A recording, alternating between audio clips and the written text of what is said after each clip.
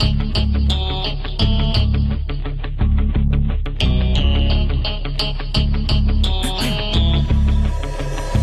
have one shot on stage, what you got to play, generic drops for days, still the people. Eating, that's what I'm going to talk about, eating.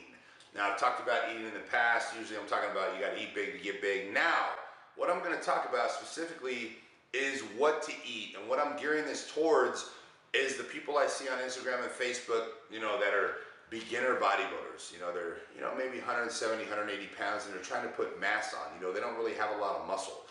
And I see them take pictures of what they're eating, you know, and they have all their meals lined up, and their chicken and rice and, you know, turkey and asparagus and, you know, their oatmeal and egg whites. And, you know, they got this perfect regimen of a bodybuilder. But what they're missing is, you know, you're not going to put on a lot of muscle, I hate to say it, eating these super lean quality calories. You know, you need calorie dense food. You're going to need a lot more calories to put that muscle on quick. And it's great you're regimented, it's great you're cooking your food, it's great you're eating that many meals a day, you're doing everything right, but you need to eat more calories. You need to eat more calorie dense food. You know, in the morning, you can eat the whole egg. You don't need to eat the egg white. In your oatmeal, you can put some peanut butter in the oatmeal. You can have some toast. You know, you can have a banana. You know, you need to eat more calorie dense foods. You know, as far as your meats, you know, you can eat more red meat. You know, these are the things that are going to make you grow. And that's something that a lot of people don't get. They're eating 6 to 10 meals a day. They're regimented, they're cooking their food, but they're not really gaining any weight because they're not eating enough calories in order to put that weight on. Especially if you have a fast metabolism. You know, there's guys that have to eat, you know, food that's not necessarily the best food to be eating just because they got to get those extra calories in. You know, and you have to decipher what kind of body you have, what your metabolism is like, and decide what diet is best for you. Not everybody is different. Now, if you're the kid that, you know, puts on weight easy, you've been heavy your whole life, obviously what the other guy's doing is going to work perfectly for you. You know, and you probably have the type of body that's going to put muscle on fast.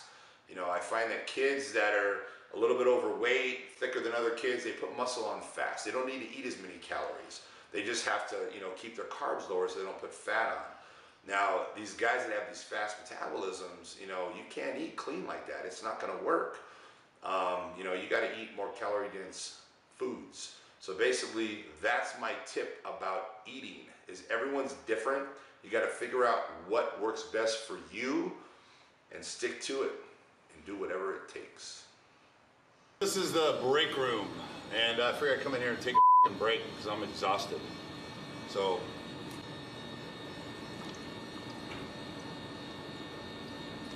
but pretty big break room.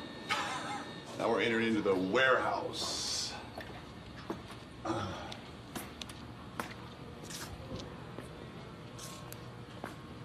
And as you can see, it's pretty huge.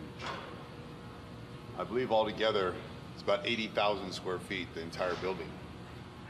Basically, products.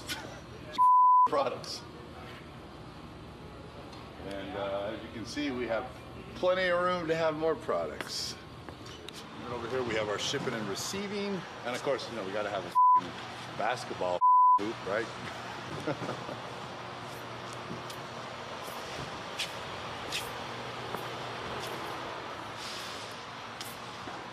What's up, brother? Hey, brother. How you doing? Good, man. What we got here? Shipping some pallets for sport. And marketing is the most important aspect of a company failing or, you know, doing good or not doing good. And, you know, having the followers and the subscribers I have and the views I get, you know, my company's doing incredible, and I'm actually getting paid, you know, so that just blows me away when I think about that I'm getting paid to advertise my product, you know, and then I see other companies that are not taking advantage of this.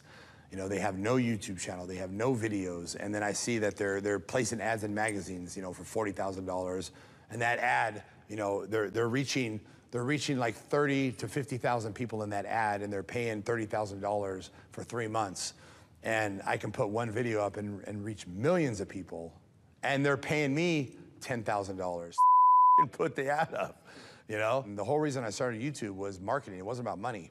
You know, I wasn't doing YouTube. I never did YouTube to make money. That was never my plan. It was all about, I need to start a YouTube channel to market my products. You know, it's a great way to market. And that's what it was. And then when the money started coming, I'm like, Jesus Christ.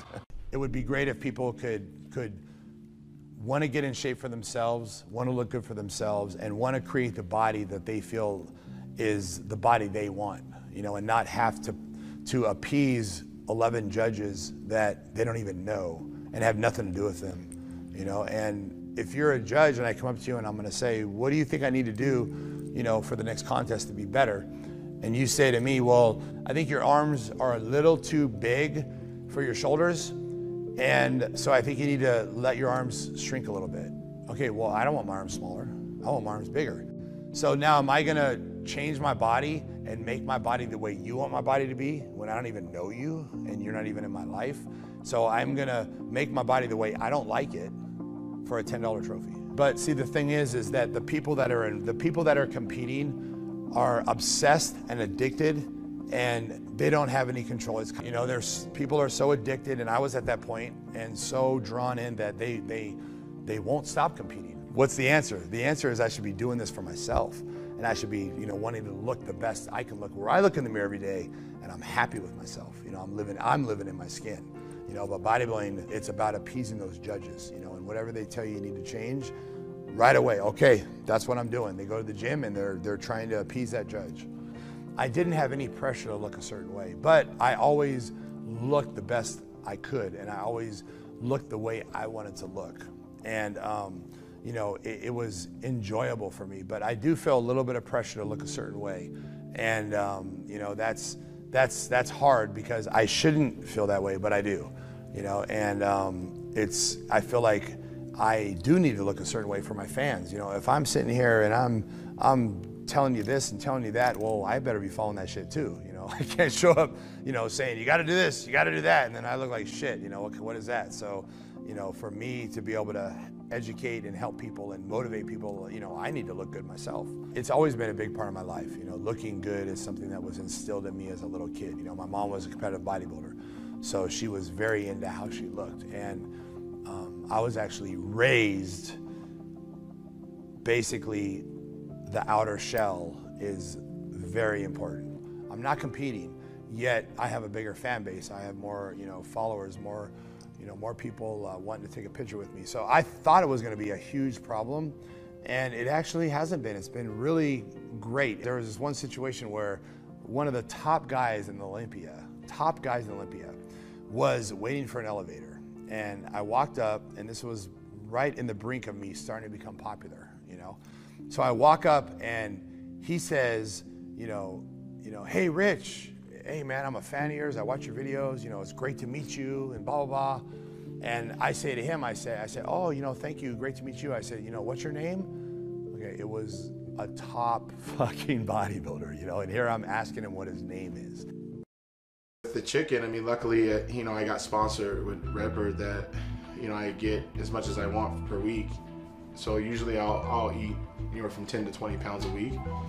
And that's usually like $7, $8 a pound at our local grocery store. So that, I mean, that alone is, I mean, $200 just a week, and just in chicken.